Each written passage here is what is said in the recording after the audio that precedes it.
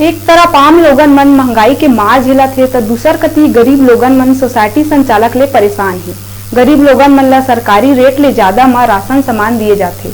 मुंगेली जिला के लोरमी ब्लॉक के ग्राम पंचायत बोरतरा कला के आम लोगन मन ला आखिर उनकर अधिकार और शासन के द्वारा निर्धारित करे गए रेट में राशन दुकान में शक्कर ला कीमत ले ज्यादा देहे जावत है।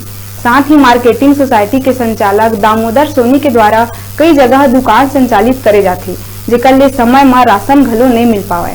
साथ ही सरपंच के समझाइश के बाद घलो संचालक दामोदर सोनी के द्वारा मनमानी करे जावत है।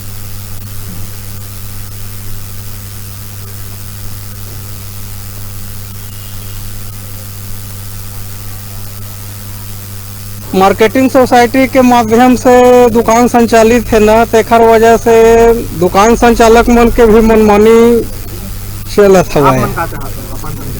पंचायत में मैं चाहता हूँ कि राशन सामग्री के वितरण बढ़िया से होए, कोई प्रकार के आम जनता ला तकलीफ नहीं होना चाहिए, परेशानी नहीं होना चाहिए। जिन शासकीय उचित मूल्य दर फिक्स हुआ, सरकार के जिन दर रेट फिक्स है ओखर नियत के तहत ही राशि वसूलना चाहिए। ये 100 दे हाथ मोला 30 रुपया दे से एक कारट के।